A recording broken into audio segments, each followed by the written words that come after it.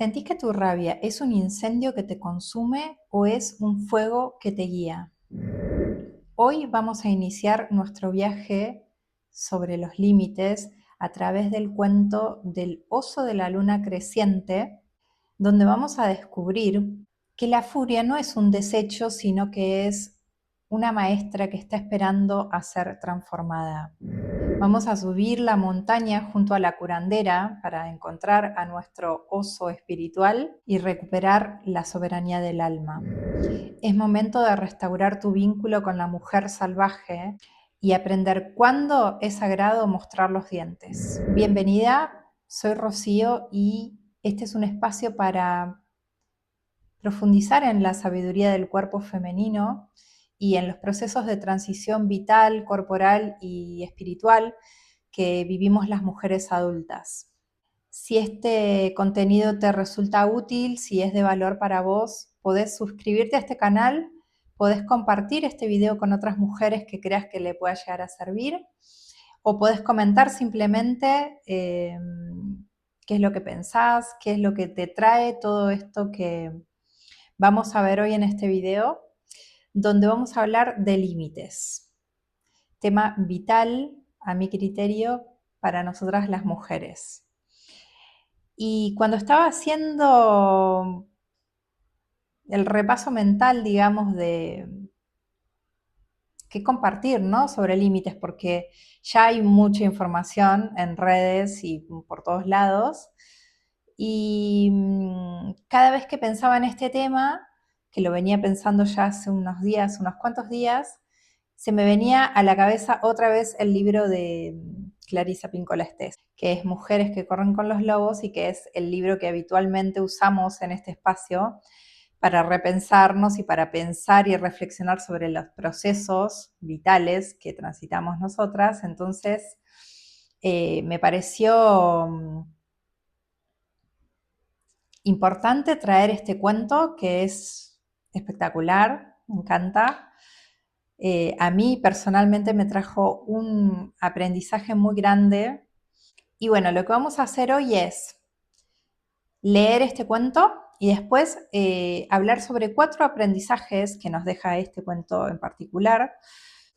Y bueno, sin más, comenzamos.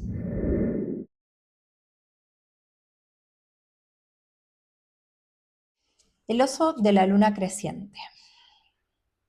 Había una vez una muchacha que vivía en un perfumado pinar. Su marido se había pasado muchos años lejos combatiendo en una guerra. Cuando finalmente lo licenciaron, regresó a casa de muy mal humor.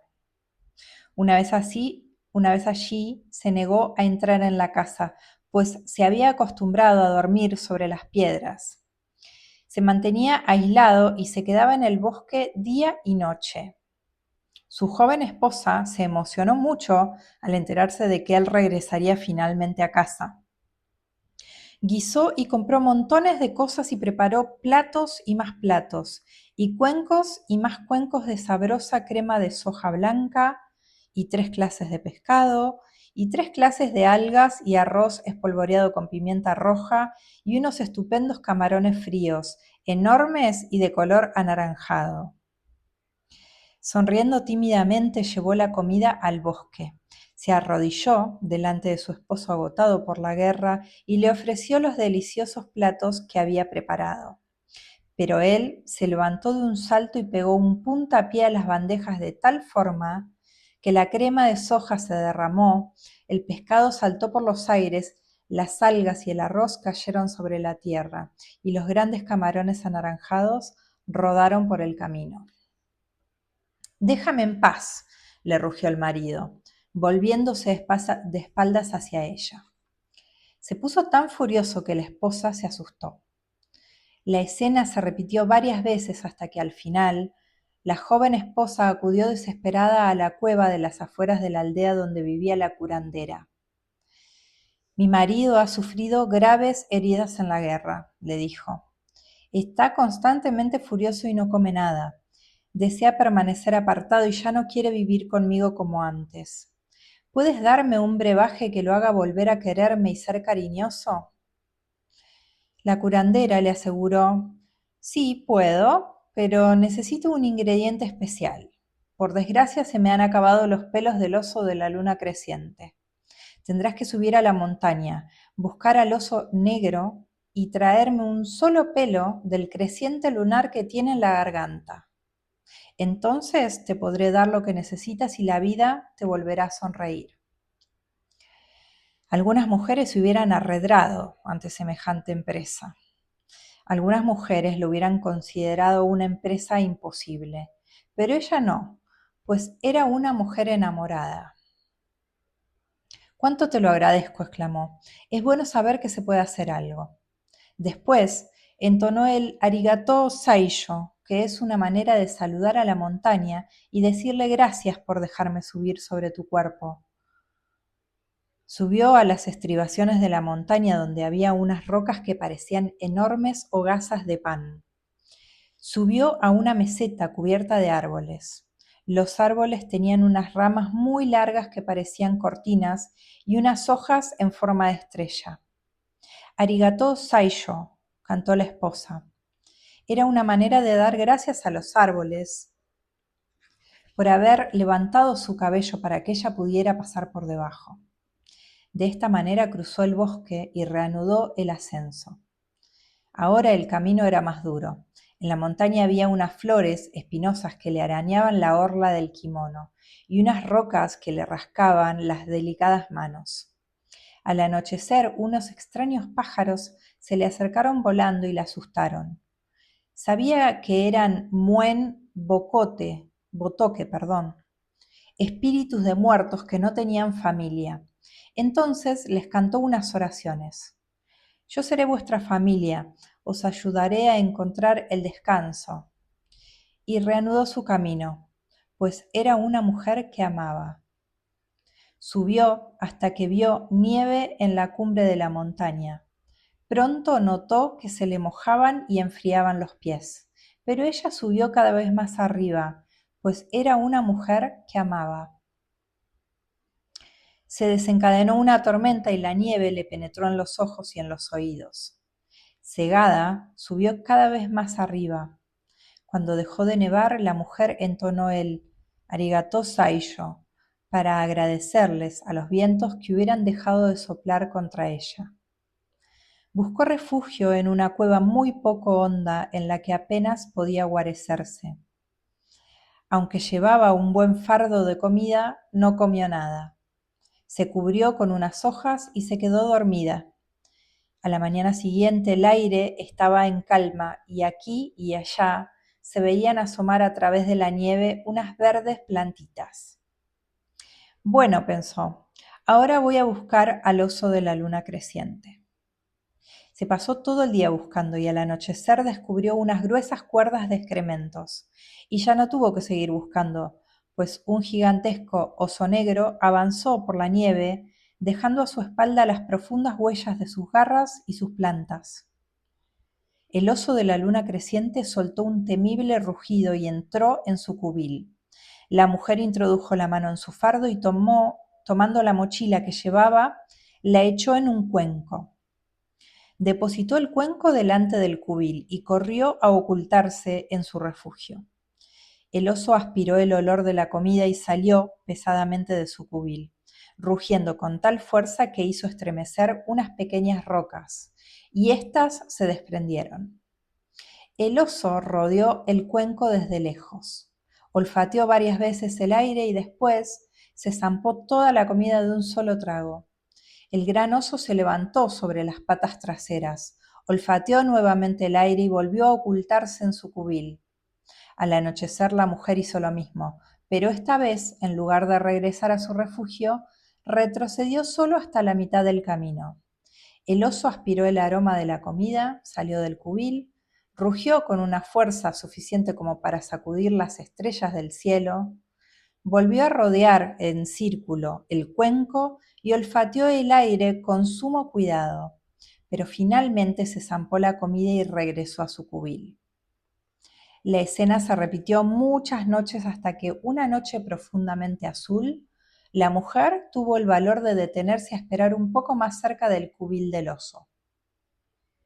Depositó la comida en el cuenco en el exterior del cubil y permaneció de pie delante de la entrada. Cuando el oso aspiró el olor del alimento y salió, vio no solo la habitual ración de comida, sino también un par de pequeños pies humanos. El oso ladeó la cabeza y soltó un rugido tan fuerte que a la mujer le vibraron los huesos. La mujer estaba temblando, pero no se dio terreno. El oso se levantó sobre las patas traseras, abrió las fauces y rugió con tal fuerza que la mujer le pudo ver el velo rojo y marrón del paladar, pero no huyó. El oso soltó otro rugido y alargó las patas como si quisiera agarrarla mientras sus 10 uñas colgaban como largos cuchillos por encima de su cabeza. La mujer temblaba como una hoja agitada por el viento, pero se quedó donde estaba. Por favor, querido oso, le suplicó. Por favor, he recorrido todo este camino porque necesito una cura para mi marido. El oso volvió a apoyar las patas delanteras en el suelo en medio de una rociada de nieve y contempló el rostro atemorizado de la mujer. Por un instante la mujer tuvo la impresión de ver cadenas enteras de montañas, valles, ríos y aldeas reflejados en los gélidos ojos del oso. Se sintió invadida por una sensación de paz e inmediatamente cesaron sus temblores. Por favor, querido oso, te he estado dando de comer todas estas noches. ¿Me podrías dar uno de los pelos de la luna creciente que tienes en la garganta? El oso la miró. Aquella mujercita hubiera sido un bocado muy sabroso, pero de pronto se compadeció de ella. Es verdad, dijo el oso de la luna creciente, has sido buena conmigo. Puedes tomar uno de mis pelos, pero tómalo rápido. Después vete de aquí y regresa junto a los tuyos. El oso levantó el enorme hocico para dejar al descubierto la blanca luna creciente de su garganta, y la mujer vio en ella los fuertes latidos del corazón del oso. La mujer se acercó una mano al cuello del oso y con la otra apresó un grueso y reluciente pelo blanco. Dio rápidamente un tirón, el oso se echó hacia atrás y soltó un grito como si lo hubieran herido. El dolor dio lugar a unos malhumorados resoplidos. Oh, gracias, oso de la luna creciente, muchas gracias. La mujer hizo varias reverencias, pero el oso soltó un gruñido y avanzó pesadamente hacia ella. Después le rugió a la mujer unas palabras que ella no entendió, pero que a pesar de todo conocía muy bien. Acto seguido dio media vuelta y corrió montaña abajo a la mayor velocidad que pudo. Corrió bajo los árboles cuyas hojas parecían estrellas y entre tanto no paraba de repetir arigató saillo para dar las gracias a los árboles por haber levantado sus ramas para que ella pudiera pasar. Más adelante tropezó con las rocas que parecían hogazas de pan y gritó arigató saillo para dar las gracias a la montaña por haberle permitido subir sobre su cuerpo. A pesar de que tenía la ropa hecha jirones y de que llevaba el cabello desgreñado y el rostro sucio, bajó corriendo por los peldaños de piedra que conducían a la aldea. Recorrió el camino de tierra que la atravesaba y entró en la choza donde la anciana curandera permanecía sentada al amor de la lumbre. Mira, mira, ya lo he encontrado. Se lo he pedido, un pelo del oso de la luna creciente, gritó. Ah, muy bien, dijo la curandera con una sonrisa. Estudió detenidamente a la joven, tomó el purísimo pelo blanco y lo acercó a la lumbre. Sopesó el pelo en su vieja mano, lo midió con un dedo y exclamó: sí, es un auténtico pelo del oso de la luna creciente. De pronto se volvió y arrojó el pelo al fuego donde éste crujió y se consumió con una brillante llama anaranjada. No, gritó la joven esposa, ¿qué has hecho? Tranquilízate, es algo muy beneficioso, todo va bien, dijo la curandera. ¿Recuerdas cada uno de los pasos que diste para subir a la montaña? ¿Recuerdas todos los pasos que diste para ganarte la confianza del oso de la luna creciente? ¿Recuerdas lo que viste, lo que oíste y lo que sentiste? Sí, contestó la joven, lo recuerdo muy bien. La anciana curandera la miró con una dulce sonrisa y le dijo: Te ruego, hija mía, que regreses a casa con los nuevos conocimientos que has adquirido y obres de la misma manera con tu esposo. Y colorín colorado, este cuento se ha terminado. Y ahora nos vamos a meter en estos aprendizajes acerca de los límites y de la cólera, la ira, la furia, y vamos a ir recorriéndolos uno a uno. Yo he tomado mis apuntes, así que vamos a comenzar por el aprendizaje número 1, las enseñanzas de la cólera.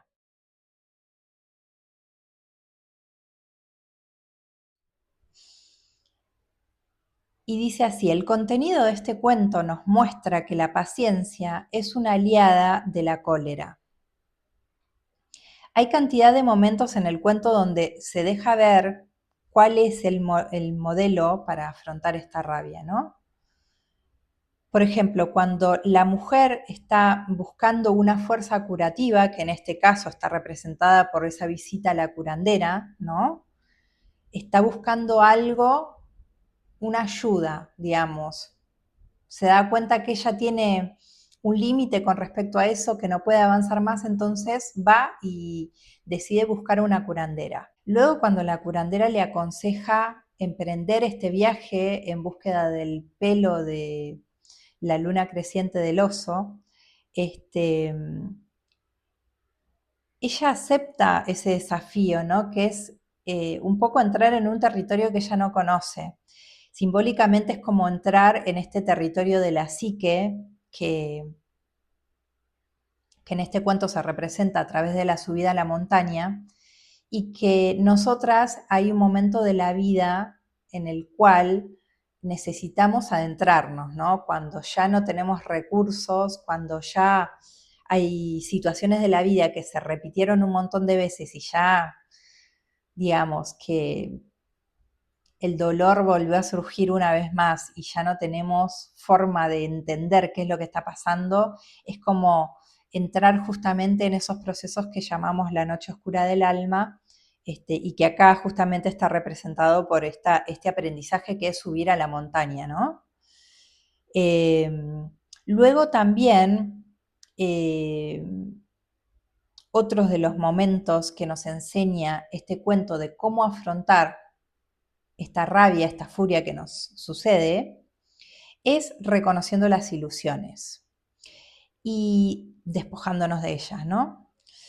Mientras la mujer está subiendo a la montaña, que le toca subir por las rocas y pasa por debajo de los árboles, se da cuenta que ese camino, digamos, todavía no se da cuenta conscientemente, pero una vez que haga todo el proceso, ella se va a dar cuenta de que ese camino fue la que la transformó en realidad. Y se da cuenta también junto con esto que todos los obstáculos que se encuentran en el camino justamente no son algo malo, sino que los obstáculos forman parte del aprendizaje que ella tiene que tener para poder lograr su cometido, que en este caso es encontrar el pelo del oso de la luna creciente, y el fin es que poder ayudar a su marido, ¿no? A soltar esta furia que tiene debido a haber vivido experiencias muy duras en la guerra, ¿no? Entonces, hay hay otra parte del cuento donde ella se encuentra con unos pájaros, ¿no? Y dice que esos pájaros son como espíritus que no tenían familia. Entonces, ¿qué hace ella? Entabla como una reconciliación, ¿no? Con los pájaros y les dice, ella se convierte en su familia y les dice que los ve, o sea, no me acuerdo exactamente la frase, pero ella hace un acto de reconocimiento frente a ellos, los incorpora como su familia, empieza a rezarles y, y como que los integra, ¿no? Un poco les hace un lugar en su corazón y los integra, A mí me venía, cuando estaba leyendo esta parte, digamos, me venía esta idea de que nosotros hacemos esto en los talleres de constelaciones todo el tiempo, ¿no? Como que esto de ver a las personas que están excluidas. Estos pájaros eran pájaros que no tenían familia, que estaban por ahí vagando, eran como parte de la oscuridad. Y ella al reconocerlos, al darles un lugar, al integrarlos como parte de su familia, es como que los puede ver, los puede integrar y darles un lugar en su corazón, y eso es lo que provoca de algún modo la sanación, ¿no? Entonces, bueno, eso por un lado. Luego, otra parte interesante de los aprendizajes de este cuento es la paciente alimentación al oso, ¿no? Ella toma un montón de días, se lleva comida para ella, pero después no se la come, la guarda para el oso y la va racionando día tras día y se la va dejando al oso para que se la coma, para entablar una relación de confianza con él, ¿no? Y en este caso, simbólicamente, el oso representa a nuestro yo compasivo. Y el cuento muestra también que el yo compasivo no es manso, no es un animal manso, sino que todo lo contrario, él expresa sus límites, ¿no? El oso expresa los límites en varias ocasiones, o sea, cada vez que sale a comer esa comida, ruge, y cuando una vez que la mujer consigue el pelo de su luna creciente que tiene en la garganta, eh, él le dice que se vaya, que corra rápido a encontrarse con los suyos, ¿no? Entonces, este personaje no es manso. Y esto es importante, digamos, es muy importante porque nosotras las mujeres tenemos asociadas ideas, está bien que las tenemos asociadas, siempre hay una danza cultural y interior también, ¿no? Siempre está esta danza entre el interior y el exterior, porque la cultura nos dice una cosa y nosotras por dentro sentimos otra. Entonces, esta idea de que se nos ha enseñado desde chicas de que tenemos que ser buenas, compasivas y todo esto, es como que aprendemos y crecemos pensando que la compasión eh, tiene que ser excesivamente buena, no hay modo de marcar un límite en la compasión, y sin embargo no es así. De hecho, para poder mantener un equilibrio justo, tiene que existir el límite, no puede no existir, porque si no, nos vaciamos y nos secamos por dentro y nos terminamos yendo para el otro lado. Bueno, luego está la protagonista que hace todo ese periplo pensando que la solución va a ser el pelo, o sea, piensa que la solución es un objeto mágico externo a ella, ¿no? Pero en realidad la cura de esa cólera es justamente todos los aprendizajes que ella tiene que pasar para poder lograr su objetivo, ¿no? En definitiva, cuando ella llega, el pelo que consiguió después de todo ese laburo, de todos esos días, de ingeniársela, de pensar, de utilizar un montón de recursos internos y externos para lograr su cometido, llega con la curandera y la curandera le quema el pelo. O sea, es terrible, ¿no? Pero es el claro aprendizaje de que la solución no está en un objeto mágico externo, sino que está justamente en transitar el camino. Otro de los puntos muy importantes es, esto es muy importante realmente, entender que el marido de ella representa un aspecto de nuestra psique en este cuento. O sea, no es que esa paciencia y el camino tenemos que hacerlo por un otro, sino que en este caso ese personaje está representando un aspecto de nuestra psique femenina, ¿sí? Porque, digamos, hay un aspecto de nuestra psique que justamente está enfurecido, está agotado, torturado y que necesita tiempo y comprensión para que esa parte justamente la podamos ir integrando y sanando los dolores esos, ¿no? De esa parte de nuestra psique que está torturada, que estamos rotas ahí, ¿no? Entonces, esto es muy importante. Yo tengo, digamos, un aprendizaje personal súper grande con este cuento, porque este libro lo leo hace muchos años y cada vez que lo leo lo interpreto de un modo diferente, ¿no? Y ahí está un poco también el aprendizaje de estos cuentos y de todo esto, porque cada vez somos una mujer diferente en cada etapa de nuestra vida. Y realmente este cuento en particular me tocó muy de cerca porque hubo muchas pautas de este cuento que no comprendí del mejor modo y eso me llevó a cometer muchos errores. Si les interesa, en otro momento se los contaré la anécdota, me lo harán saber por aquí abajo. Y bueno, y por último, el último aprendizaje, digamos, de esta primera parte, es entender que cualquier emoción, incluida la cólera o la furia, lleva aparejado el conocimiento y la perspicacia, algo que algunos llaman esclarecimiento. Y también sobre esta idea de la perspicacia vamos a volver porque también justamente está ligado a esto que les contaba recién y es uno de los aprendizajes más importantes, ¿no? Así que ya volveremos y profundizaremos un poco más porque merece la alegría, por no decir la pena, volver sobre este punto que es muy importante. Vamos con el aprendizaje número 2, que es la intervención de la curandera y el ascenso a la montaña.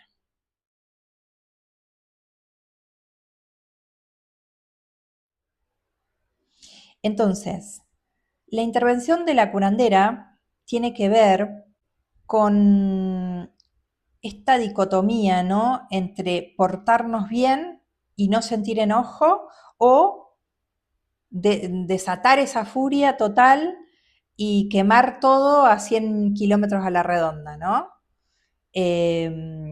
Entonces, lo que trae esto de esta imagen de la curandera es que lo mejor que podemos hacer con ella, con esta furia que nos arrebata, es justamente sentarnos junto a ella y tomar un té y charlar con ella. ¿Por qué? Porque abrir el espacio a comprender qué fue lo que pasó en el origen es lo que nos va a dar la pauta, es lo que nos va a abrir la puerta a conectar con el yo interno más sabio que se pone a disposición de la curandera justamente, porque es ella quien ve un poco más lejos, digamos, ¿no? Ella es un personaje que puede decirnos qué beneficio vamos a obtener de esta exploración de esa emoción, ¿no? Porque la curandera representa esta parte serena e imperturbable de nuestra psique.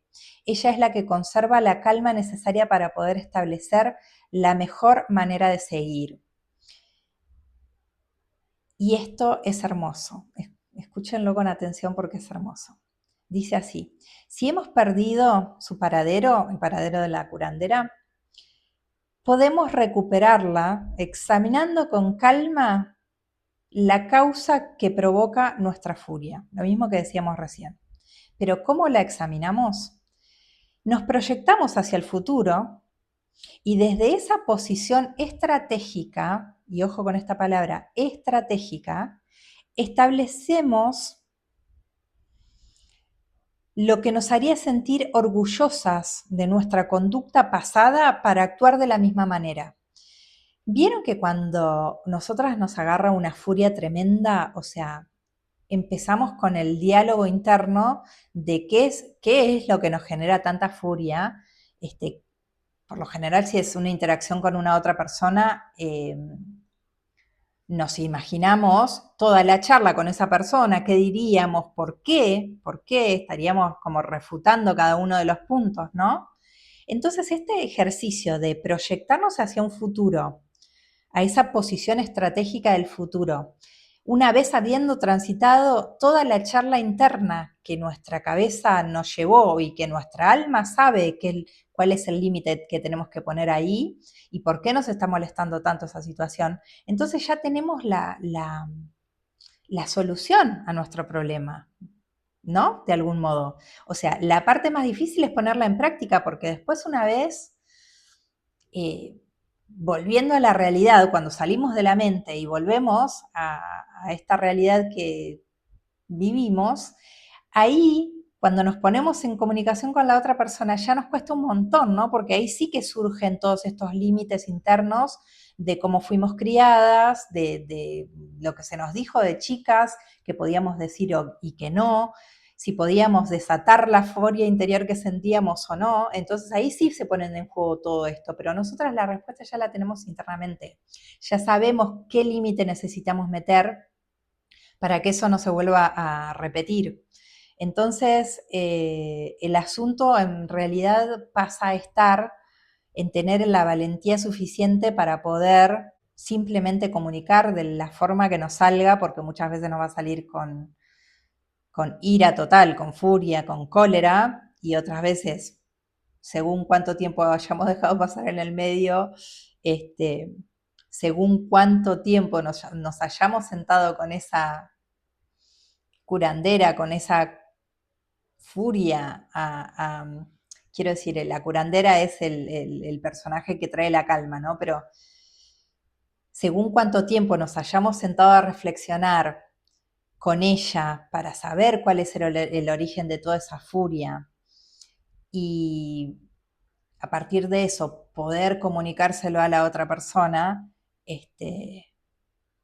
bueno, es que vamos a poder llevar adelante eso que imaginamos o no. Es una práctica de todos modos. Si hay algo que el cuento transmite, en definitiva, es que este ejercicio de amansar un poco la cólera es justamente la práctica, ¿no? Y justamente transitar cada paso del camino, cada paso de la subida a la montaña y cada desafío que le surge a esta mujer, ¿no? Así que dice, la curandera dice que sí hay una solución. Cuando ella la va a ver, la curandera le dice, sí, hay una solución. Que la cólera se puede cambiar, pero que hace falta algo perteneciente a otro mundo para que esa cólera cambie. Y justamente es al mundo instintivo y a algo que pertenece a la imaginación humana. Justamente esto, la imaginación para proyectarnos, para saber cuál es el punto en donde tengo que meter el límite y para volver aquí y ahora y ponerlo. Hermoso, simplemente hermoso. Hoy que lo vuelvo a leer, es como que, wow, me conmueve, digamos, todo el aprendizaje que hay, ¿no? Y que no hay forma de esquivar esos aprendizajes, porque por más que intentemos evadirlos, la vida nos lo va a poner una y otra vez hasta que los aprendamos. Así que bueno, con el ascenso a la montaña. Y acá en los mitos, en general, el ascenso a la montaña se entiende a veces como el símbolo de los niveles de conocimiento, ¿no? Como los niveles de conciencia que alcanzamos en la vida. Y para poder ascender al siguiente nivel, o sea, la parte inferior de la montaña es como que representa el hambre de la conciencia, ¿no? Después está la parte mediana, que se suele considerar como la más empinada del proceso y la que nos pone más a prueba, digamos, todos esos conocimientos adquiridos en los niveles más inferiores. Y después están las zonas más altas, que son como la intensificación del aprendizaje, ¿no? Y ahí es donde el aire se pone más denso, donde no podemos respirar tanto, donde hace falta como mucha resistencia y disciplina, ¿no? Perseverancia, determinación. Entonces es como que la cima después simboliza, sin duda, ese cara a cara con el arquetipo de la anciana, o sea, la que sabe. Es como que la cima de la montaña es como que representa la sabiduría definitiva, ¿no? Este, y en este caso, en este cuento, esa sabiduría está representada por el oso. El oso vive en la cumbre. Entonces, dice, la vida se consolida y el alma se desarrolla cuando nos sentimos impulsados a emprender búsquedas acerca de las cuales apenas sabemos nada. Y esto es hermoso también, porque muchas veces tenemos esa sensación de que nos estamos lanzando, o sea, nos estamos tirando un clavado hacia el precipicio sin tener ninguna certeza de nada, o sea, nos cuesta este paso, ¿no? Pero una vez que lo damos es un miedo tremendo porque no sabemos qué hay, pero es justamente en ese proceso donde vamos a encontrar la libertad, justamente en ese camino hacia la montaña. Vamos con el aprendizaje número 3. El fuego transformador y la acción adecuada.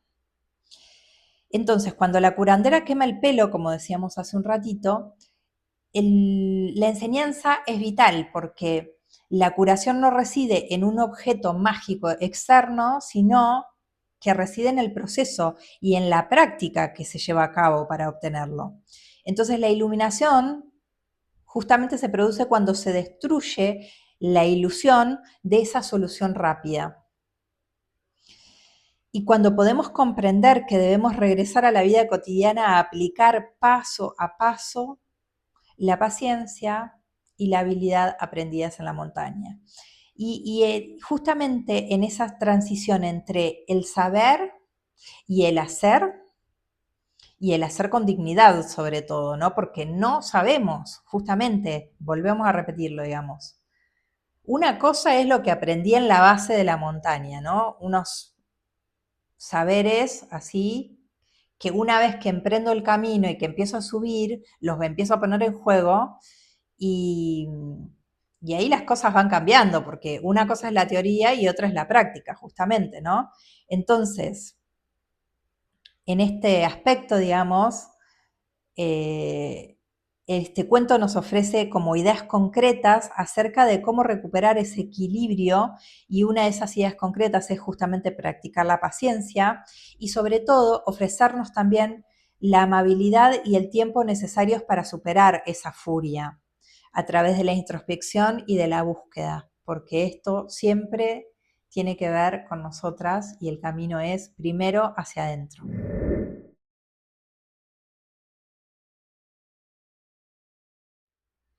Y por último, el aprendizaje número 4, que es la justa cólera.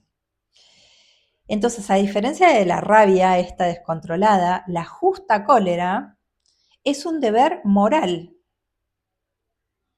cuando se produce una ofensa grave contra nuestra alma o contra nuestro espíritu, ¿no? En nuestra psique instintiva, la mujer, nosotras, tenemos la capacidad de enfurecernos en grados considerables cuando se nos provoca, y no cabe duda de que eso es un poder que tenemos, ¿no? O sea, se nos provocó un dolor enorme a nivel álmico, a nivel espiritual, o sea, esos dolores que son profundos y que duelen mucho. Y nosotras tenemos como poder de desatar la furia, ¿no? Eh, y esta furia es uno de los medios innatos que poseemos para desarrollar una actividad creativa. Y justamente esa actividad creativa es la que nos va a hacer conservar el equilibrio que más anhelamos. Porque otra vez nos enfurecemos, podemos explotar un poco, ¿no? Expresar esa furia de algún modo, pero sí o sí vamos a necesitar un tiempo para adentro, para reflexionar acerca de eso. Y muchas veces las actividades creativas nos facilitan ese proceso, ¿no?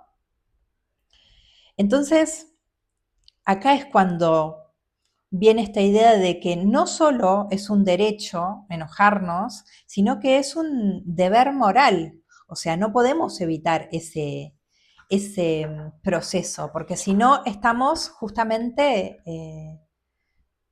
desequilibrando el asunto, ¿no? Perdiendo el equilibrio que nos hace permanecer bien en la vida, digamos. Entonces la enseñanza es que existe un momento adecuado para mostrar los dientes y para defender ese territorio psíquico.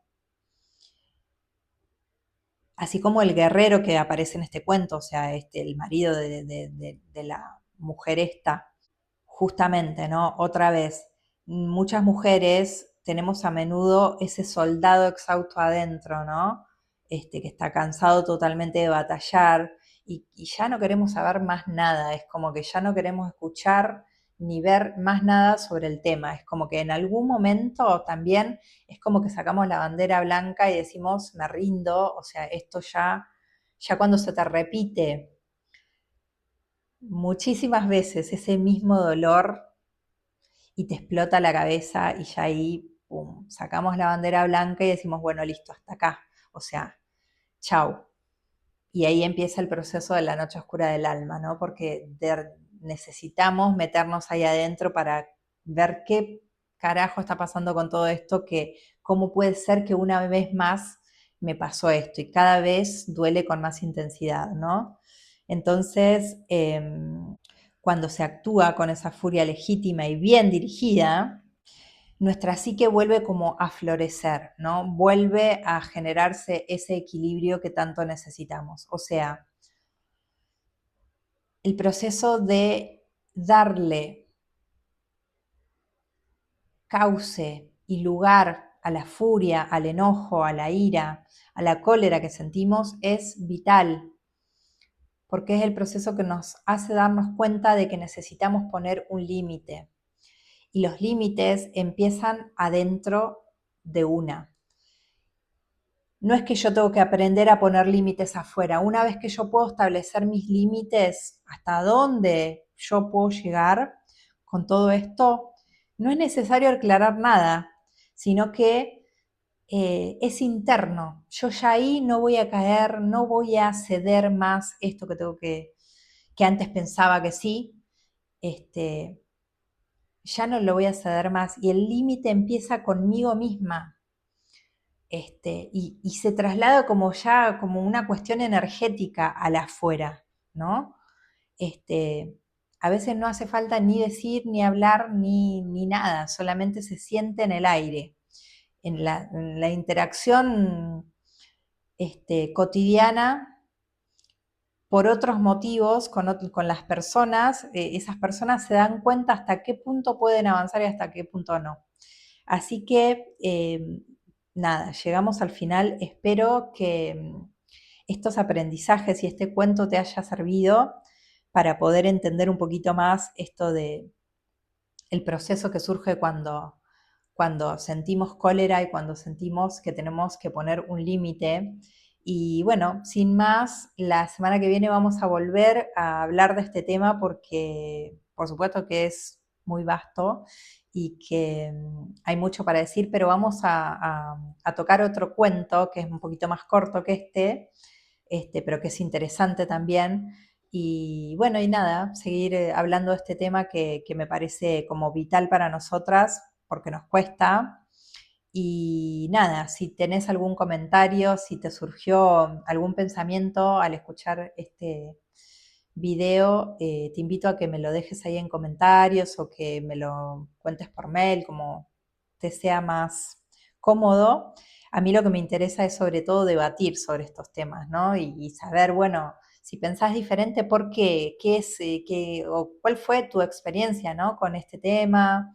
Eh, nada, porque siempre entre muchas opiniones diferentes nos nutrimos entre todas. Así que nada, te mando un beso enorme y nos vemos la semana que viene.